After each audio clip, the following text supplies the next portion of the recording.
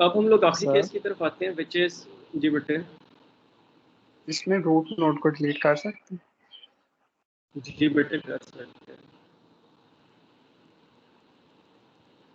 अच्छा, अब हम लोग ऐसी नोड को डिलीट करते हैं जिसके हमारे पास दो चिल्ड्रन है। जिस तरह 5 है, इसके भी दो चिल्ड्रन है, 7 है, इसके भी दो चिल्ड्रन है। तो 5 या 7 को अगर हम लोग डिलीट करना है तो फिर कैसे करेंगे? ठीक है, अब यहाँ पे हमारे पास मसला आ जाता है। जब हमारे पास पहले 3 केसेस थे, ये तो बड़े ट्रिवियल से थे कि हम लोग पेरेंट नोड को जो है वो, जिस नोड को डिलीट करना था उसकी पेरेंट नोड के एक लिंक को हम लोग जो है वो एडजस्ट कर देते थे, अपडेट कर देते थे। लेकिन यहाँ पे जो है अब हमारे पास मसला ये है कि 5 को डिलीट करते हैं तो 5 के तो दो चिल्ड्रन हैं। ये 7 को अगर डिलीट करते हैं तो 7 के तो हमारे पास दो चिल्ड्रन हैं। अब 5 के राइट साइड पे क्या आएगा? दो लिंक तो नहीं आ सकते, 6 और 9 दोनों तो नहीं आ सकते। 5 के राइट साइड पे अगर हम लोग 6 को ले आते हैं, okay, that could be one option. लेकिन ज़रूरी नहीं है कि हर मरतबा हमारे पास ये ऑप्शन जो है वो अवेलेबल हो। ठीक है, फ़र्ज़ करें अगर हमारे पास जो है वो कोई ऐसी सिचुएशन होती है कि यहाँ पे हमारे पास जो है वो 6 के भी लेट्स से आगे हमारे पास दो चिल्ड्रन होते। ठीक है, तो फिर अगर 7 की जगह पर हम लोग 6 को ले आते, 6 को ऑलरेडी एक राइट चाइल्ड होता, तो फिर हम लोग क्या करते? फिर हम लोगों के पास 9 की तरफ जाता। तो ये हमारे पास जो है थोड़ा सा नॉन ट्रिवियल है और इसे हमें समझने की ज़रूरत है कि इससे हम लोग कैसे जो है वो सॉल्व करेंगे, इस मसले को कैसे हम लोग हल करेंगे। और फिर ये कि थोड़ा सा हम लोग इसके अंदर जो है वो एक नॉन ट्रिवियल सोल्यूशन की तरफ जाते हैं और उसकी मदद से जो है वो हम लोग ऐसी नोट को डिलीट करते हैं जिसके हमारे पास दो चिल्ड्रन हैं। तो let us try to delete 5 ना। 5 को डिलीट करना तो कैसे करते हैं? जब हमारे पास एक बाइनरी सर्च ट्री है तो इसकी हमारे पास सर्टेन प्रॉपर्टीज़ हैं, और वो प्रॉपर्टीज़ क्या हैं कि हमारे पास एक नोड के लेफ़्ट साइड पे उससे सारी छोटी वैल्यूज़ होंगी और एक नोड के राइट साइड पे उससे सारी सारी बड़ी वैल्यूज़ होंगी। तो अगर मैं आपसे ये पूछूं कि अगर एक बाइनरी सर्च ट्री आपको दिया जाए, उसके अंदर आपने सबसे बड़ी वैल्यू निकालनी है, तो आप कैसे निकालेंगे? कोई एक एल्गोरिदमिक अप्रोच हो सकती है, एक पाथ को फॉलो करते जाएं तो हमारे पास उसके अंदर जो है वो सबसे बड़ी वैल्यू, हम लोग मैक्सिमम वैल्यू जो है वो हम लोग उसके अंदर एक्सट्रैक्ट कर लें। सर उसमें यही है ना कि हाफ वैल्यूज को डिस्कार्ड कर देंगे और अगर ग्रेटर वैल्यूज चाहिए तो फिर लेफ्ट वाली वैल्यूज को देखेंगे। एक ट्री के अंदर, अब इस ट्री के अंदर सबसे बड़ी वैल्यू कौन सी है? 9 है। हम लोग एल्गोरिथमिकली 9 को कैसे फाइंड कर सकते हैं? देखें, अगर हम लोग रूट नोड सर से शुरू राइट, करें तो हमें पता है कि, जी बेटे, सर रूट नोड से स्टार्ट करके उसके राइट साइड पे जाएंगे ना, तो उस साइड सारी वो जो ग्रेटर वैल्यू एक्सीलेंट, होगी ना रूट नोड से, तो राइट साइड पे होगी। एक्सीलेंट। तो देखें, अगर हम लोग 5 से शुरू करें तो हमें पता है कि अगर इसके राइट साइड पे कोई वैल्यू है तो वो 5 से बड़ी ही होगी। तो हम लोग वो वैल्यू देखे बगैर इसके राइट साइड पे आ जाते हैं। 7 पे आगे हमें पता है अगर 7 से कोई बड़ी वैल्यू होगी तो वो उसके राइट साइड पे होगी, इसके लेफ्ट साइड पे सारी से छोटी वैल्यूज होंगी। तो 7 के राइट साइड पे आ गए। अब हमें ये पता है कि अगर 9 से कोई बड़ी वैल्यू होगी तो वो उसके राइट साइड पे होगी। अब इसके राइट साइड पे कोई नोड नहीं है ना, तो इसका मतलब है कि ये ट्री के अंदर सबसे बड़ी वैल्यू है। ठीक है, और इसी तरह अगर हम लोग ने ट्री के अंदर मिनिमम वैल्यू फाइंड करनी हो तो हम लोग रूट नोड से शुरू करके लेफ्ट साइड पे जाते जाएं तो हम लोग मिनिमम वैल्यू तक पहुंच जाएंगे। अब अगर हम लोग इस ट्री की सारी वैल्यूज को असेंडिंग ऑर्डर में लिखते हैं तो हमारे पास क्या होगा? 2, 3, 4, 5, 6, 7, 8, 9, ये हम लोगों ने असेंडिंग ऑर्डर में लिख दिया। अब अगर हम लोगों ने 5 को डिलीट करना है तो 5 की जगह पे हम लोग कोई ऐसी वैल्यू ले आए जो इससे इमीडिएटली छोटी हो या इससे इमीडिएटली बड़ी हो। ठीक है, जो इमीडिएट छोटी वैल्यू है इसको हम लोग कहते हैं प्रीडिसेसर। ठीक है, और जो इमीडिएटली बड़ी वैल्यू है इसको हम लोग कहते हैं सक्सेसर। ठीक है, तो 5 को जब हम लोगों ने डिलीट करना है तो 5 की जगह या तो हमें 4 को ला सकते हैं और ट्री का बैलेंस हमारे पास खराब नहीं होगा। क्यों खराब नहीं होगा? क्योंकि 5 की जगह अगर हम लोग 4 को ले आते हैं तो 5 को जब डिलीट कर देंगे तो, और जस्ट 5 की जगह हम लोग इसको डिलीट नहीं करते, इसको ओवरराइट कर देते हैं 4 से, तो हमारे पास बाइनरी सर्च ट्री की प्रॉपर्टी इंटैक्ट रहेगी।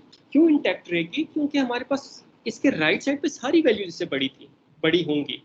क्यों? क्योंकि अगर हमारे पास 5 जो है वो 4 से बड़ा था और 5 के राइट साइड पे सारी वैल्यूज जो है वो हमारे पास इससे बड़ी थी, तो हमारे पास 4 के भी राइट साइड पे सारी वैल्यूज इससे बड़ी होंगी। ठीक है, एक चीज। दूसरी चीज ये कि हमारे पास लेफ्ट साइड वाली प्रॉपर्टी भी इंटैक्ट रहेगी कि हमारे पास इस 4 को छोड़ के जितनी भी वैल्यूज है वो हमारे पास 4 से छोटी होंगी। क्यों? क्योंकि हम लोगों ने 5 के प्रीडिसेसर को लिया जो उससे इमीडिएटली छोटी वैल्यू थी ट्री में, और उसके लेफ्ट साइड पे जितनी भी वैल्यूज होंगी वो उससे छोटी होंगी। तो अगर हम लोग कोई किसी नोड को, मतलब जिस तरह 4 के लेफ्ट साइड पे देखें तो इसके लेफ्ट साइड पे जो भी सब ट्री बनेगा 4 को छोड़ के बाकी सारी वैल्यूज उससे छोटी होंगी। तो जब किसी ऐसी नोड को डिलीट करना होता है जिसके हमारे पास जो है वो 2 चिल्ड्रन होते हैं, तो हम लोग क्या करते हैं कि उसको या तो उसके प्रीडिसेसर से रिप्लेस कर देते हैं या उसके सक्सेसर से रिप्लेस कर देते हैं। अब ये प्रीडिसेसर और सक्सेसर को हम लोग जो है वो एल्गोरिथमिकली जो है वो कैसे डिटरमिन करते हैं।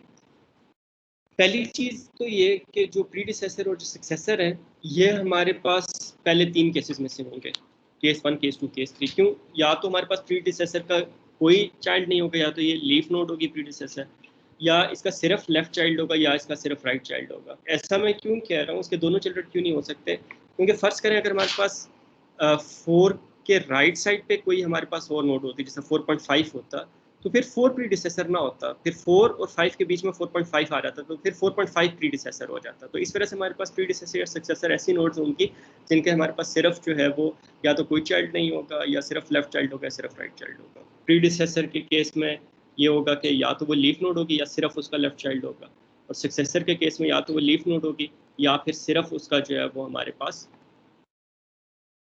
राइट चाइल्ड होगा। ठीक है, उसका लेफ्ट चाइल्ड हमारे पास नहीं हो सकता। अच्छा, अब हम लोग एल्गोरिथमिकली इस चीज़ पे आते हैं कि हम लोगों ने प्रीडिसेसर को अगर एल्गोरिथमिकली निकालना है तो वो हम लोग कैसे निकालेंगे। उसका ये तरीका है कि 5 के लेफ्ट साइड पे जो हमारे पास, अगर हम लोग वैल्यूज़ के हिसाब से देखें तो 5 के लेफ्ट साइड पे कौन सी वैल्यूज़ हैं? 2, 3, 4। तो 5 का जो प्रीडिसेसर है वो इससे जो छोटी वैल्यूज़ है उनमें सबसे बड़ी वैल्यू होगी। ठीक है, जो प्रीडिसेसर है 5 को भी डिलीट करना है तो उसके अंदर उससे छोटी जितनी भी वैल्यूज़ हैं, उन वैल्यू इससे छोटी कितनी वैल्यूज़ हैं, 2, 3 और 4, इनमें से प्रीडिसेसर कौन सा होगा? इनमें से जो सबसे बड़ी वैल्यू होगी वो प्रीडिसेसर होगा। अब इन तीनों में से 4 सबसे बड़ा है तो वो हमारे पास 5 का प्रीडिसेसर होगा। ठीक है, तो अगर हम लोग 5 के लेफ्ट साइड पे जो ट्री है इसको अगर हम लोग एक सब ट्री के तौर पे कंसिडर करें, we consider it a sub tree, और इसके अंदर 2 को अगर हम लोग रूट कंसिडर करें, ठीक है, तो हमारे पास इसके अंदर जो मैक्सिमम वैल्यू होगी that would be the predecessor of 5। तो प्रीडिसेसर को फाइंड करने का क्या तरीका है? किसी भी नोड का प्रीडिसेसर निकालना है तो उसका एक आसान सा तरीका ये है कि उस जिसका 5 का प्रीडिसेसर निकालना है तो उसका आसान सा तरीका ये है कि 5 के लेफ्ट साइड पे जाए और फिर उस वक्त तक राइट साइड पे मूव करते जाएं जब तक हमारे पास नल वैल्यू नहीं आ जाती या उस नोड का राइट हमें नल नहीं मिल जाता। तो हम लोग 2 पे आते हैं, देखते हैं 2 का राइट एग्जिस्ट करता है तो इसका मतलब है 2 से बड़ी वैल्यू है हमारे पास। फिर 4 पे आते हैं, 4 का देखते हैं राइट एग्जिस्ट नहीं करता, इसका मतलब है 4 जो है इस सब ट्री के अंदर सबसे बड़ी वैल्यू होगी। तो 4 जो है वो हमारे पास 5 का प्रीडिसेसर होगा। तो जब हम लोगों ने किसी एक ऐसी नोड को रिप्लेस करना, डिलीट करना होता है जिसके 2 चिल्ड्रन होते हैं, तो हम लोग क्या करते हैं कि हम लोग उसको रिप्लेस कर देते हैं उसके प्रीडिसेसर से या सक्सेसर से, और फिर उस प्रीडिसेसर या सक्सेसर को डिलीट कर देते हैं। रिप्लेस विद प्रीडिसेसर और सक्सेसर, ठीक है, एंड डिलीट द प्रीडिसेसर और सक्सेसर। तो एक ही हम लोग ऑप्शन लेके चलेंगे। अगर हम लोग प्रीडिसेसर लेके चल रहे हैं तो हमेशा प्रीडिसेसर लेके चलेंगे, अगर हम लोग सक्सेसर लेके चल रहे हैं तो हमेशा सक्सेसर लेके चलेंगे। ये नहीं कि आधी लॉजिक में प्रीडिसेसर के साथ हो आधी सक्सेसर के साथ। तो अब इस पर्टिकुलर केस में अगर फर्ज करें हम लोग ये वाला ही ट्री ले लेते हैं।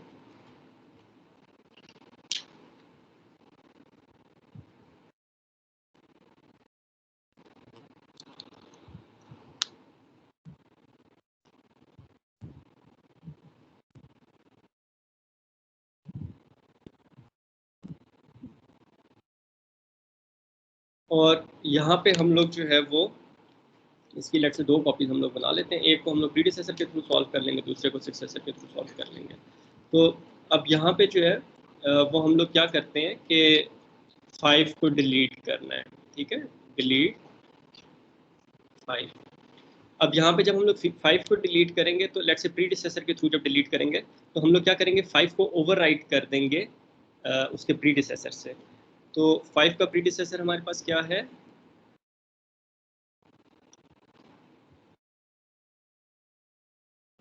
5 का प्रीडिसेसर 4।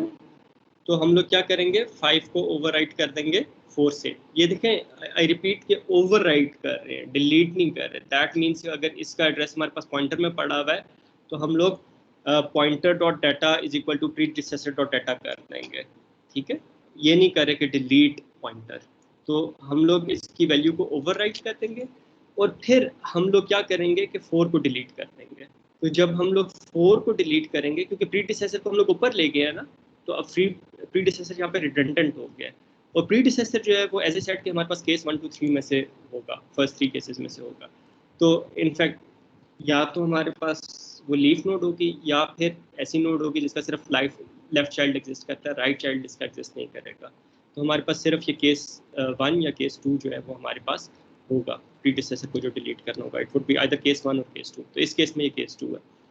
तो अब हम लोग जब 4 को डिलीट करेंगे तो हमारे पास क्या हो जाएगा, रूट नोड हमारे पास 4 है। अब प्रीडिसेसर को डिलीट करेंगे तो हमारे पास 4 की जगह पे क्या आ जाएगा, 3 आ जाएगा और 7 6 9 8 ये बाकी नोट्स हमारे पास इस तरह आ जाएंगे, ठीक है। तो इसके अंदर 2 स्टेप्स होंगे हमारे पास जब किसी ऐसी नोट को डिलीट करना जिसके 2 चिल्ड्रन है। एक ये होगा कि हम लोग उसको उसके प्रीडिसेसर से रिप्लेस करेंगे उसकी वैल्यू को, और फिर प्रीडिसेसर को डिलीट कर देंगे। जी बेटे, कोई क्वेश्चन है आपका यहाँ पे? यस सर, आप यहाँ पे आप बता रहे थे कि ओवरराइट करना है इसको 4 को, ये जो रूट नोड होगी इसके साथ। तो सर ओवरराइट करने से ये जो 4 की अपनी मेमोरी होगी सर, इसका एड्रेस इसमें नल नहीं आ जाएगा या गार्बेज? नहीं नहीं फिर ये नहीं, देखो हम लोग कॉपी कर रहे हैं। तो जब हम लोग ये करेंगे ना, फर्ज करो ये हमारे पास पॉइंटर है, तो जब हम लोग ये करते हैं pointer dot data is equal to predecessor dot data, इससे क्या होगा, ये डाटा इधर कॉपी हो जाएगा। तो इधर भी रहेगा अपनी जगह पे और यहाँ पे पॉइंटर डॉट डाटा में भी आ जाएगा, कॉपी हो रहा है ना। तो यहाँ पे अगर 4 पड़ा हुआ है प्रीडिसेसर डॉट डाटा में तो पॉइंटर डॉट डाटा में भी 4 आ जाएगा। सर बट फिर 3 इसके साथ सर 2 के राइट पे लिंक होगा, तो वो अगली स्टेटमेंट में होगा ना लिंक इसके साथ 2 के राइट पे? हाँ, वो फिर उसको अलग से करेंगे। फिर हम लोग क्या करेंगे कि इस सब ट्री को लेके इसके अंदर से हम लोग कहेंगे कि 4 को डिलीट कर दो। फिर ऊपर वाले 4 को नहीं देखेंगे, फिर ये नीचे वाले सब ट्री को लेंगे और इसके अंदर से कहेंगे कि 4 को डिलीट कर दो। नो सर, डिलीट करने के लिए नहीं, मैं कह रहा हूँ कि अगर ये 4 यहाँ से डिलीट होगा तो ये जो 3 होगा 4 के जो लेफ्ट पे है जो पहले था, तो सर इसे भी तो लिंक करना ना फिर 2 के राइट पे। देखो अब हम लोग प्रीडिसेसर को डिलीट कर रहे हैं ना, तो ये हमारे पास वही केस है जो केस 2 था जो पहले हम लोग कर चुके हैं। तो अब प्रीडिसेसर को जब हम लोग डिलीट करेंगे तो इसके पेरेंट को लिंक कर देंगे इसके लेफ्ट नोड से। तो 2 के राइट साइड पे पहले 4 था, 2 के राइट साइड पे 3 आ जाएगा। क्यों? क्योंकि 3 जो है वो 4 के लेफ्ट साइड पे था। जी सर, ये मैं कंफर्म करना चाह रहा था कि अगली स्टेटमेंट में होगा ना ये काम फिर। हाँ जी, अगली स्टेटमेंट में। Okay sir, thank you. अच्छा, कोई मुझे जल्दी से जो है ये सक्सेसर के साथ ये एग्जांपल करवा दे कि अगर हम लोगों ने 5 को सक्सेसर से रिप्लेस करना हो तो फिर हमारे पास क्या क्या स्टेप्स होंगे।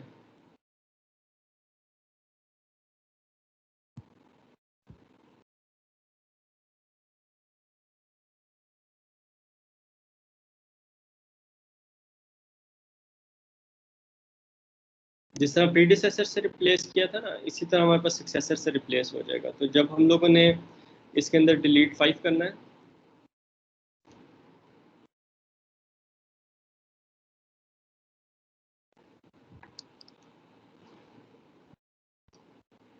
तो हम लोग इसी तरह जैसा सक्सेसर के अंदर ओवरराइट किया था, तो यहाँ पे हम लोग इसके जिस नोड को डिलीट करना है उसके डाटा को ओवरराइट कर देंगे सक्सेसर के डाटा के साथ। तो 5 की जगह पे हमारे पास 6 आ जाएगा। अब 6 को डिलीट कर देंगे, ठीक है। और इसे किस तरह डिलीट करेंगे, हम लोग ये कहेंगे कि जो जिस नोड को डिलीट करना था उसके राइट साइड पे जो सब ट्री बन रहा है उसके अंदर से 6 को डिलीट कर दो। तो अब इस सब ट्री के अंदर से हम लोग 6 को डिलीट कर देंगे तो हमारे पास क्या बन जाएगा,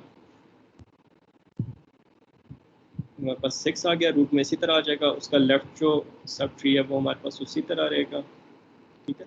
6 के राइट साइड पे अब इस सब ट्री में से हम लोगों ने 6 को डिलीट कर दिया। 6 हमारे पास लीफ नोड थी तो बस हम लोगों ने क्या करना है 7 के लेफ्ट को नल कर देना है, बाकी हमारे पास इसी तरह रहेगा। 7 का लेफ्ट नल हो गया, उसका राइट और बाकी चीज़ें इसी तरह रहेंगी, ठीक है।